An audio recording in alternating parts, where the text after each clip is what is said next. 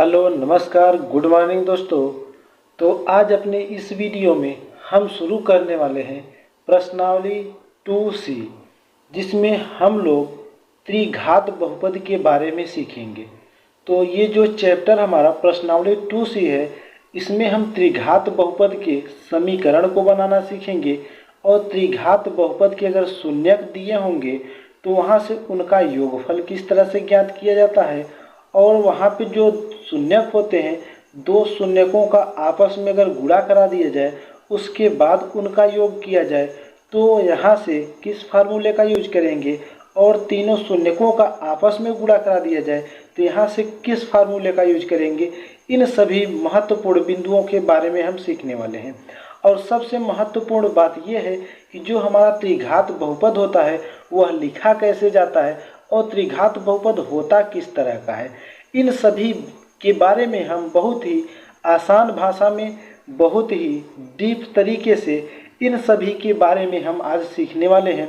तो चैप्टर को शुरू करने से पहले इन सभी बातों को जानना बहुत ही आवश्यक है, क्योंकि हम अगर चैप्टर को स्टार्ट करते हैं और क्वेश्चन को सॉल्व तो कर लेते हैं, लेकिन वहाँ पे हमें इस चैप्टर के बारे में, इस अभ्यास के बारे में ये नॉलेज नहीं हो पाएगा कि हमने ये जो शुरू किया और ये लगाया तो ये हमें प्राप्त हुआ कहाँ से।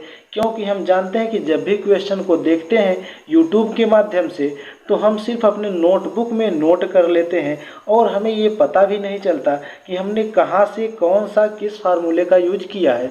तो पहले हम इसमें जो हमारे फार्मूले यूज होने वाले हैं इन सभी के बारे में सीखेंगे। उसके बाद हम सीधा अपने प्रश्नावली 2C को स्टार्ट करना शुरू करेंगे। तो आइए देखते हैं इसमें कुछ महत्वपूर्ण बिंदु क्या है हमारे, जो कि इस अभ्यास में प्रयोग किए जाएंगे। तो सबसे पहले आप लोग अपने नोटबुक को और अपने कलम को लेके ज़रूर बैठिएगा, क्योंकि जो ये पॉइंट हम बताने जा रहे हैं इन्हें नोट करके रख लेना, क्योंकि इन्हीं के बेस पे त्रिघात बहुपद को हम यूँ चुटकियों में हल कर लेंगे और ये त्रिघात बहुपद हमारे लिए हवा हो जाएगा, हवा। तो आइए अब चलते हैं, जो महत्वपूर्ण बिंदु है उन्हें देखते हैं कि वे महत्वपूर्ण बिंदु क्या है जिनसे हमारा चैप्टर हवा हवा हो जाएगा। आइए देख लेते हैं अपने महत्वपूर्ण बिंदु को। जैसा कि यहाँ पे हमने पहले से ही लिख के रखा है कि हमारे जो महत्वपूर्ण बिंदु है, और हमने प्रश्नावली जो शुरू किया है उसका नामकरण भी कर दिया है। तो यहाँ से प्रश्नावली 2C, और यहाँ पे हमने लिखा है कि इम्पोर्टेंट पॉइंट्स यानी महत्वपूर्ण बिंदु। तो इसमें पहला पॉइंट जो हमारा स्टार लगा के लिखा गया है त्रिघात बहुपद, और यहाँ पे त्रिघात बहुपद बराबर लिखा गया है ax³ plus bx² plus cx plus d, या नीचे फिर से उसी को लिखा गया है कुछ दूसरे लैंग्वेज में कि त्रिघात बहुपद जहाँ पे लिखा गया है, अगर इस तरह से त्रिघात बहुपद न लिख के दिया जाए तो वहाँ पे p और ये ब्रैकेट लगा है, इसे ऑफ पढ़ते हैं और यक्स पढ़ते हैं।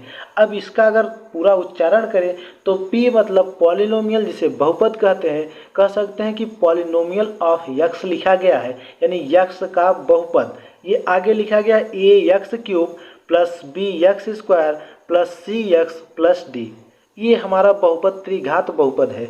अब कैसे पहचानेंगे, तो इसमें जो सबसे बड़ी घात होती है वही हमारी दर्शित करती है कि ये बहुपद किस तरह का है। तो यहाँ a लिखा गया है और यक्स के घात में 3, तो 2, 3 और 1, 3 घातें लिखी गई हैं। जैसा कि 3 दिख रहा है, 2 दिख रहा है, लेकिन घात में 1 नहीं दिख रहा है, तो वहाँ पे देखें तो cx लिखा गया है। तो cx, यक्स के घात में कुछ भी नहीं लिखा गया है, तो वहाँ पे घात हमेशा 1 होगी। यहाँ पे ये जो सबसे बड़ी घात 3 है, तो यहाँ से हम इसे देख के बता सकते हैं कि ये त्रिघात बहुपद है। अब यहाँ पे त्रिघात बहुपद हमारे कुछ इसी रूप में लिखे होंगे, और यहाँ पे अगर त्रिघात बहुपद इसी रूप में लिखे हैं तो हम देख के जान सकते हैं कि ये त्रिघात बहुपद ही होगा। अब हमारा नेक्स्ट पॉइंट क्या है, शून्यकों का योग।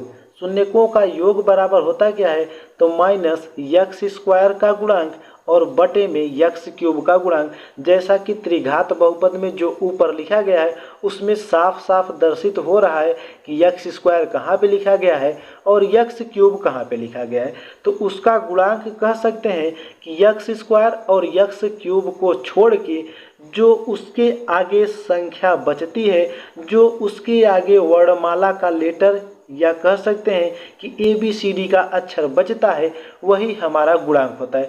जैसे यक्स क्यूब लिखा गया है, यक्स के घात में 3, तो इसके पहले a लिखा गया है, तो यक्स घात 3 का गुणांक हमारा a हो जाएगा। इसी तरह से यक्स स्क्वायर के पहले b लिखा गया है, तो यक्स स्क्वायर का गुणांक हमारा b हो जाएगा।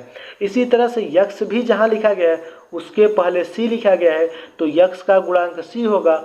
और सिर्फ d अकेले ही लिखा गया है बिना यक्स के ही, तो जब d अकेले लिखा गया तो d को हम अचर के अंतर्गत उसकी गणना करते हैं। इतना तो यहाँ से हमें पता चल गया।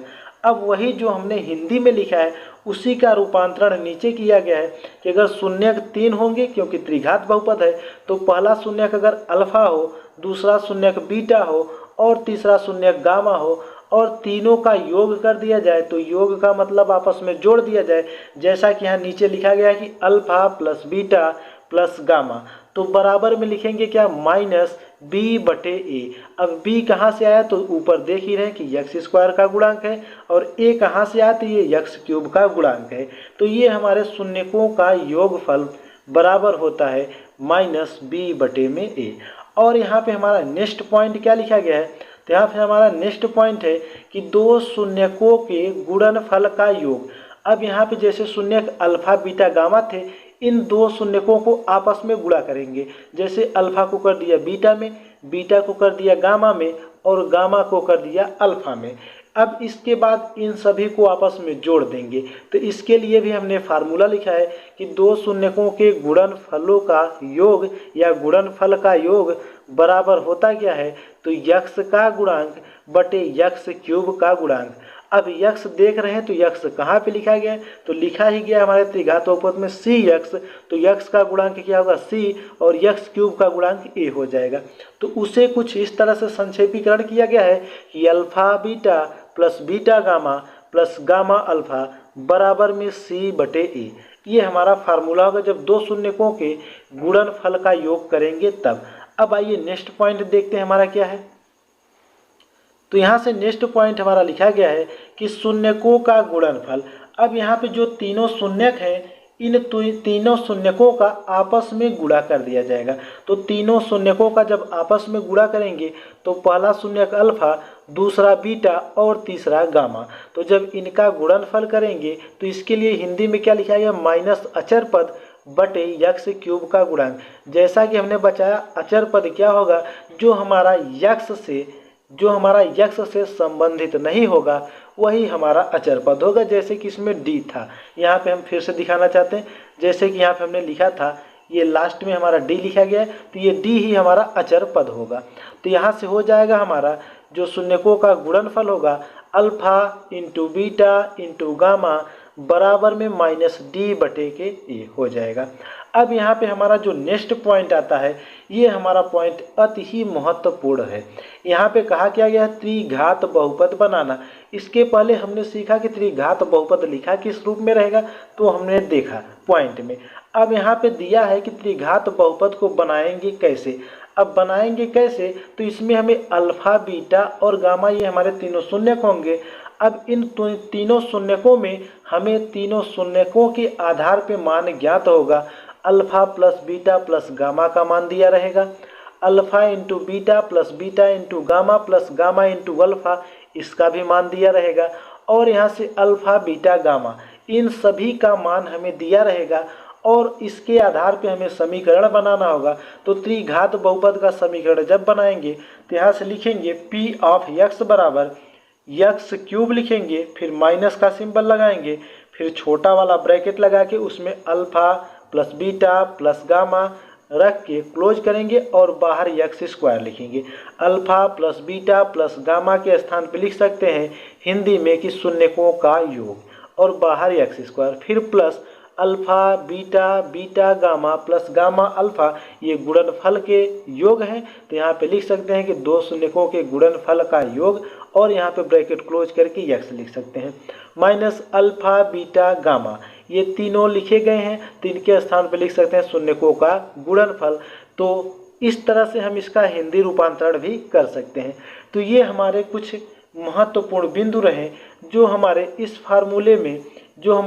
फार्मूले में यहाँ पे लिखे गए हैं, इन सभी महत्वपूर्ण बिंदुओं को, इन सभी फार्मूलों को जो हमने नोट करा है, इन्हें अपने नोटबुक में ज़रूर से ज़रूर नोट कर लीजिएगा, क्योंकि इन्हीं के माध्यम से हम क्वेश्चन प्रश्नावली 2C को शुरू करेंगे।